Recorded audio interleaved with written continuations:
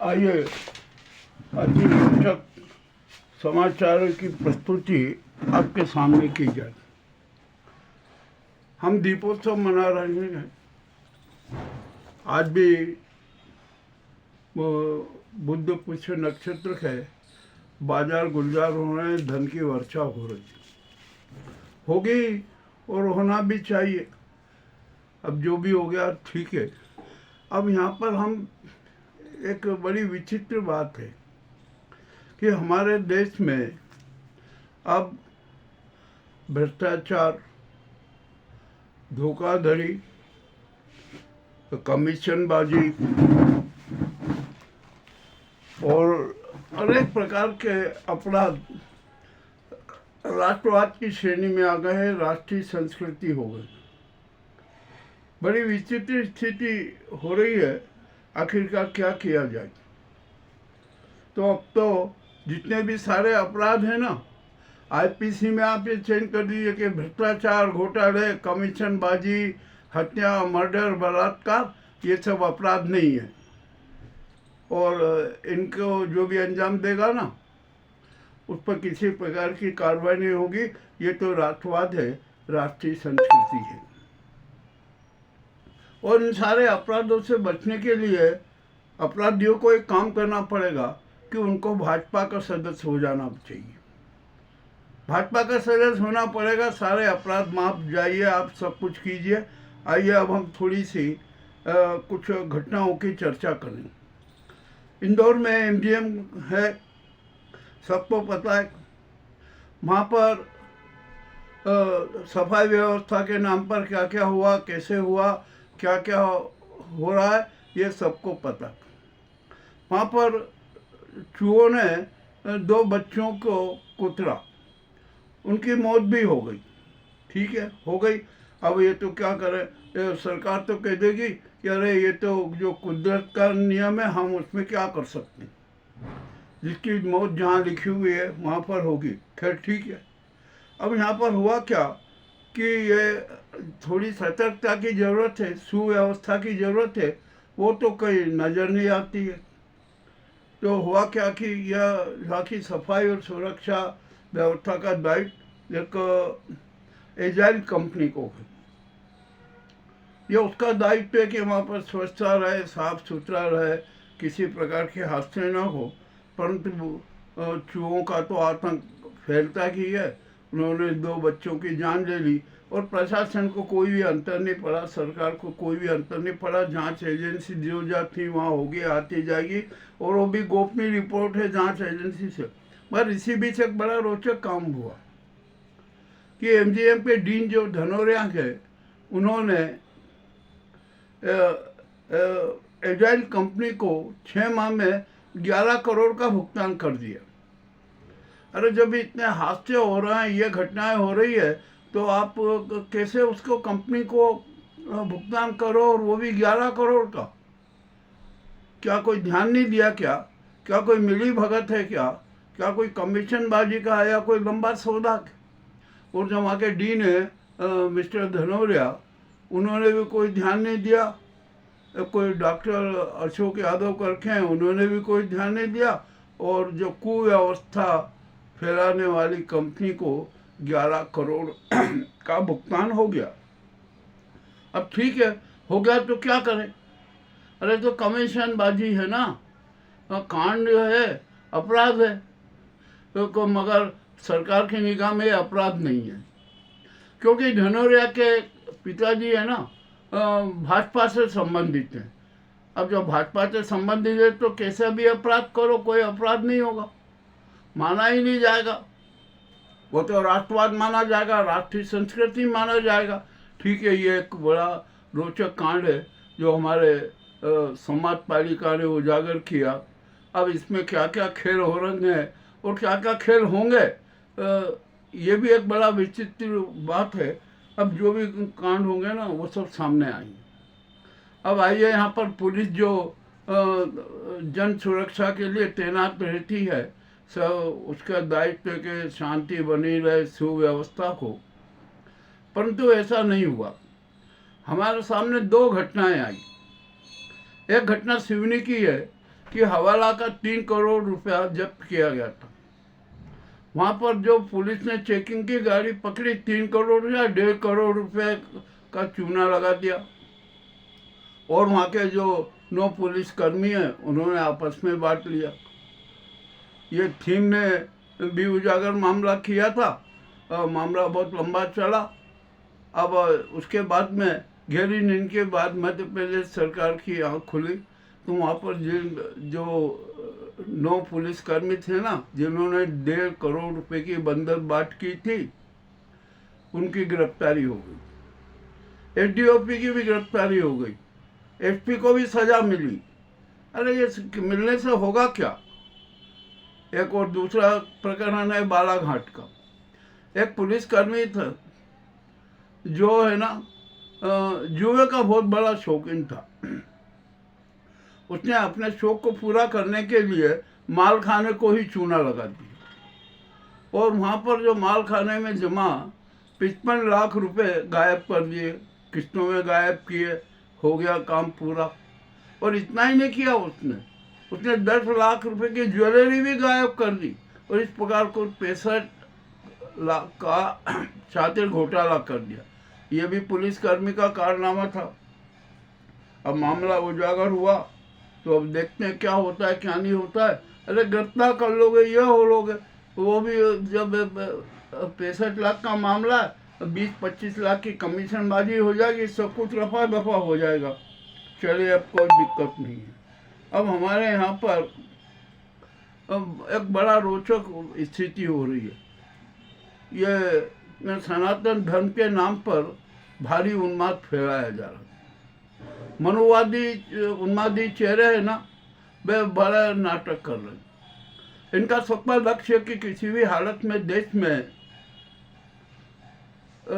खूनी गृह युद्ध हो, और उसी के लिए सारे प्रयास किए जा रहे हैं। उत्तर प्रदेश, मध्य प्रदेश, गुजरात, सब जगह जहाँ देखो वहाँ पर इसी प्रकार के नाटक चल रहे हैं।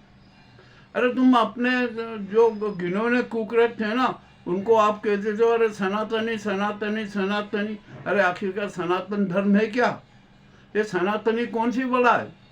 जरा सनातन धर्म के मूल सिद्धांत तो देखो कि उसके 10 सिद्धांतों पे पालन करना है कि नहीं।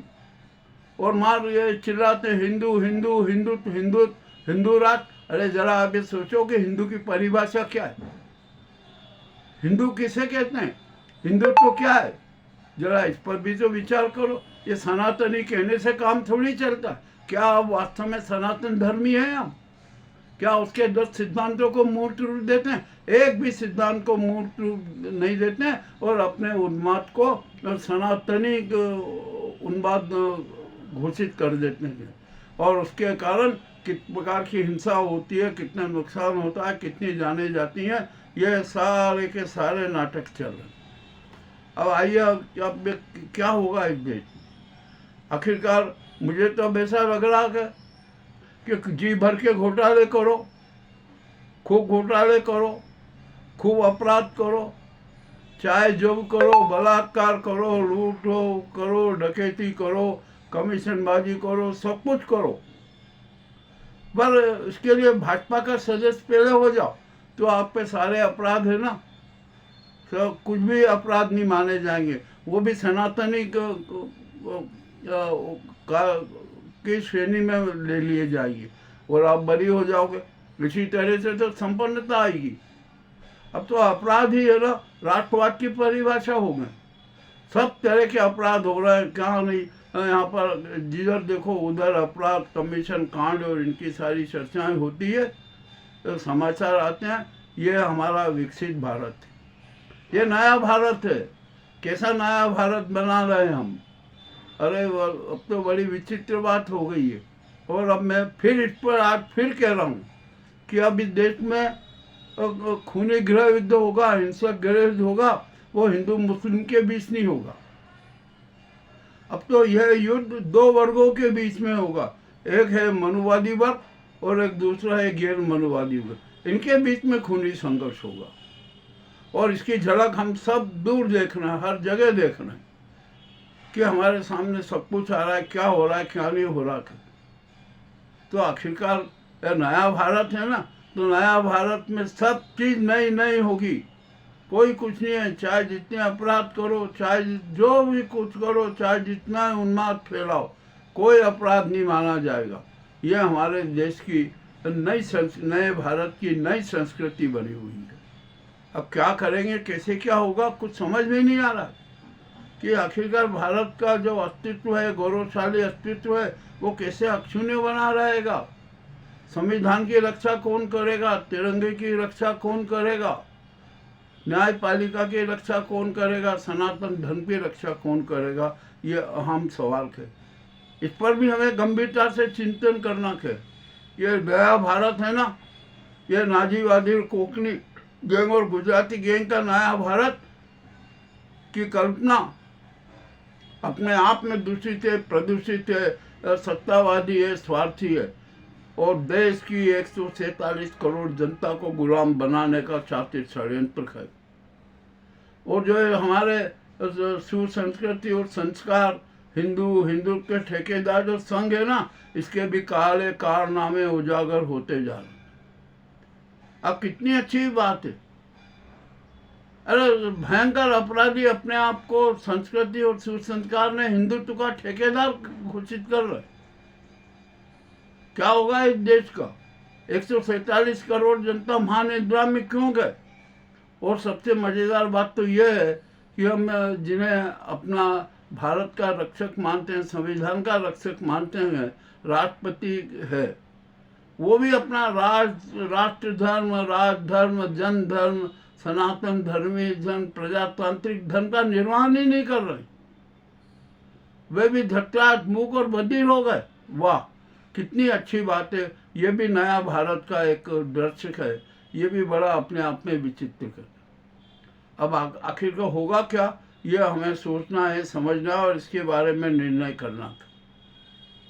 अब देश के जो अजा जजा, पिछड़े, दलित, अति दलित, गरीब और मुस्लिम, जैन, सिख, ईसाई सब एक वर्ग में है और एक मंच पर खड़े हो जाएं, और जिनकी संख्या लगभग 92% है।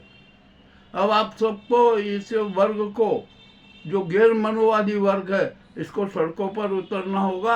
आप संसद का घेराव करो, मंत्रियों का घेराव करो, जो मनोवादी चेहरे हैं और जो उन्मादी चेहरे, उनको सड़क पर सजा दो। खुलेआम अब सजा देने का प्रावधान करना पड़ेगा और अपनाना पड़ेगा। ये हमारे नए भारत का भी एक नया इतिहास होगा।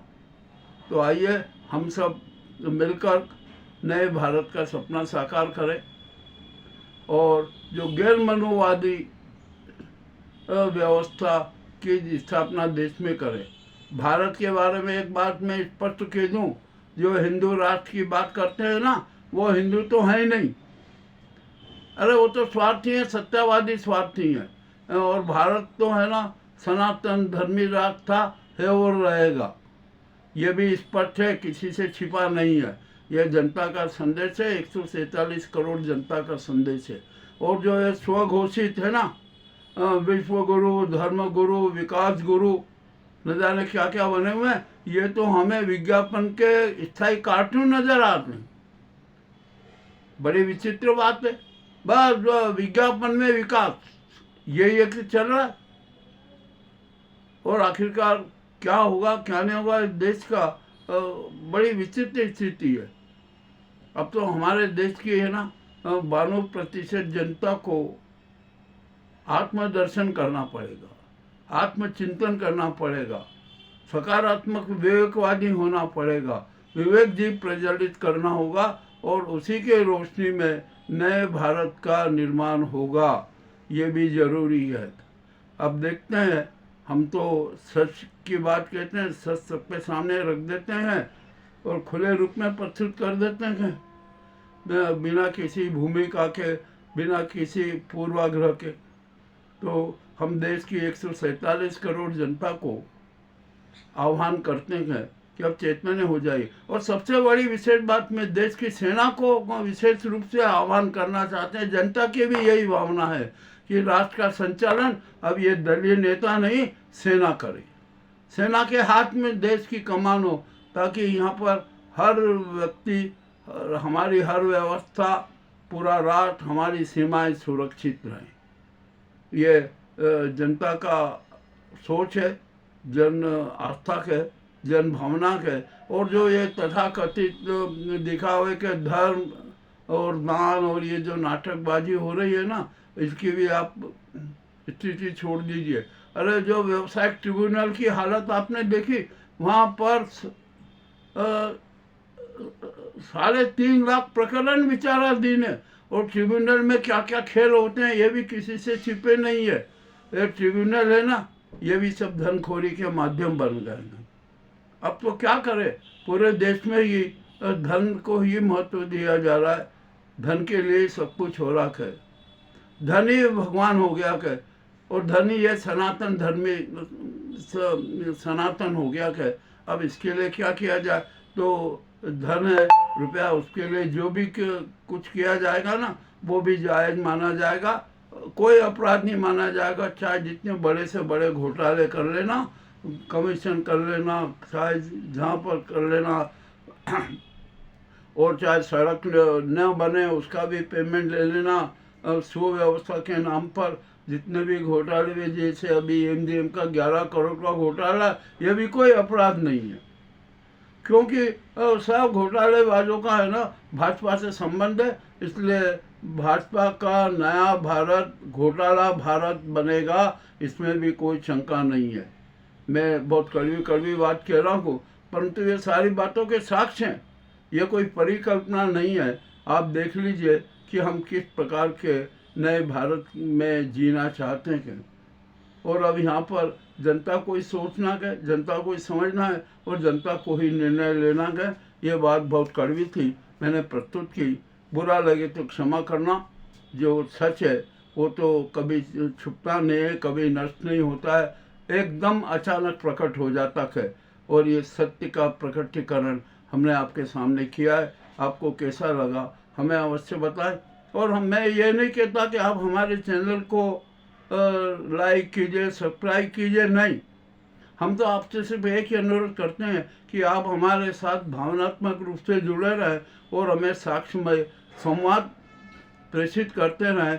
यही हमारे लिए वरदान है, यही हमारे लिए सफलता है और हमारे अवतरण का लक्ष्य पूर्ण होने का माध्यम है। बहुत बहुत धन्यवाद।